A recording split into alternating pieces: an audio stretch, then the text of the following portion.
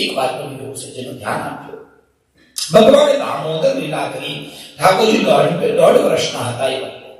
1.5 વર્ષના આપણા ઠાકોરજી, અને હવે તો ચાલતા થયા, કાલું કાલું મીઠું મીઠું બોલતા થયા. માં યશોદા યશોદા યશોદા બોલે, એટલું બધું બોલે ચૂપ જ ના.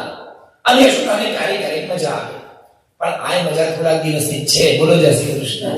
પછી બાપ અમુક વાર તો છોકરા એટલું બધું બોલે કે આપણે એમ હવે તમે ચૂપ થાવ તો સારું.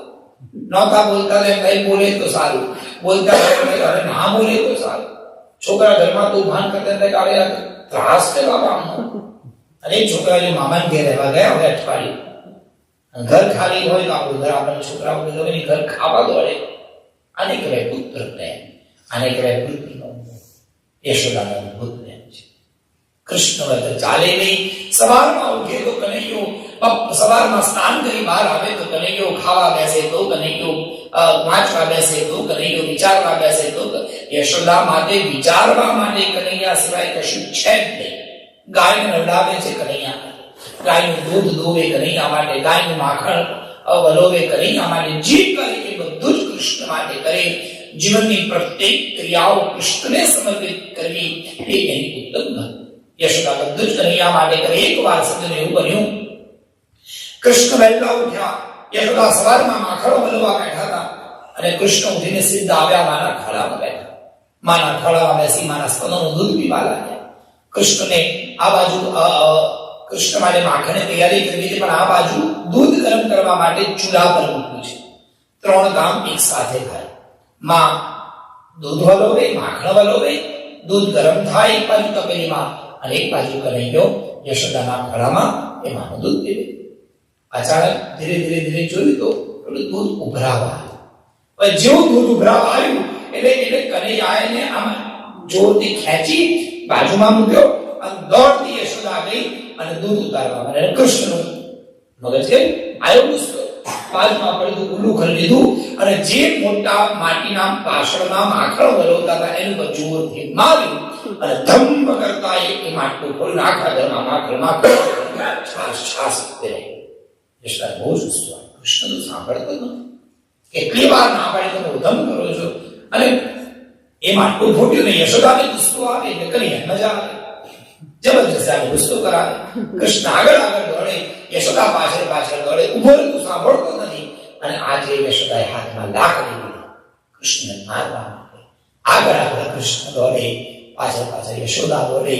અને બ્રહ્માંડમાંથી દેવતાઓ જોવે, હે ઈશ્વર, તારી પાછળ આ દુનિયા માળા લઈને દોડે છે, તારી પાછળ કોઈ ફૂલ લઈને દોડે, કોઈ ભક્તિથી દોડે. આ દુનિયાની એક માત્ર એવી ભક્ત છે જે તને મારવા માટે લાકડી લઈને દોડે છે. એવા તો કેવા નસીબ છે યશોદા. આવો ભાવ પ્રગટ્યો.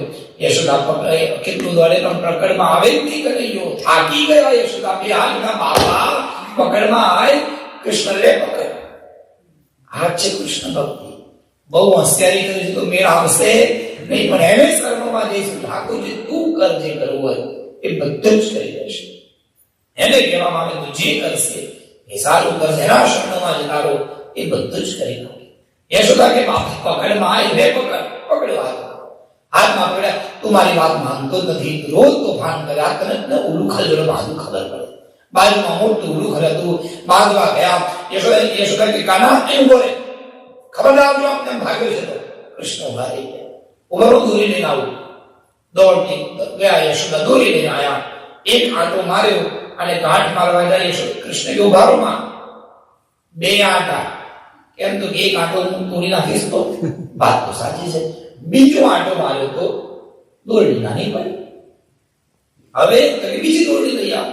એટલે બીજી દોરડી લાવી, દોરડી બાંધી. પાછો એક આંટો. કૃષ્ણ કે ના, આંટો તો 2 જ હોય, એક આંટો હોય જ નહીં.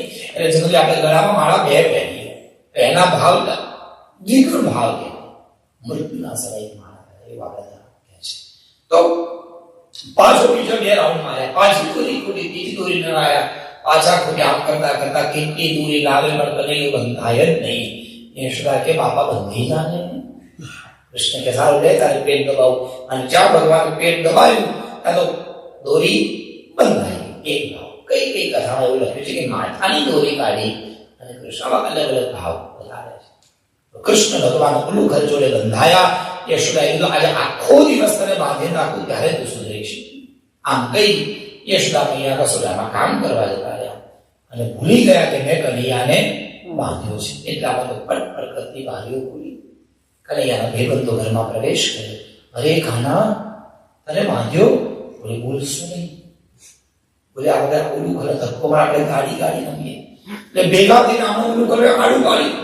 કનૈયાએ થોડીક રસ્તી ઢીલી કરી માયાથી અને કૃષ્ણ ઉભા છે ઓલું ઘર આડું કર્યું કે મારો પાછળથી ધક્કો. આખા ઘરમાં કનૈયા ગાડી કૃષ્ણ ગાડું ચલાવે પાછળ ધક્કો મારે કરતા કરતા ભગવાન કે હાઈવે પર લઈ લો, લર્નિંગ લાયસન્સ આવી ગયો, મૂળ લાયસન્સ આપણી પાસે લઈ લો આંગણામાં બહાર. કે ખરેખર કે હા ખરેખર. અને કૃષ્ણ ભગવાન ઘરે બહાર ગયા, ઉમરામાં ધક્કો મારી ઓલું ઘરને બહાર કાઢ્યું. જ્યાં ઓલું ઘર બહાર ગયું એટલે પછી આંગણામાં આમ તેમ ફર્યા. આંગણામાં ફરતા ચારે બાજુ ઓલું ઘર લઈને ફરતા જાય. ફરતા બે ઝાડ હતા અને બંને ઝાડની વચ્ચેથી ભગવાને ગાડી કાઢી. ભગવાન તો નીકળી ગયા પણ ઓલું ઘર ફસાઈ ગયું. જ્યાં ઓલું ઘર ફસાયું ભગવાને જોરથી ધક્કો માર્યો. ત્યાં મોટા બે ઝાડ જમીન પર પડી ગયા.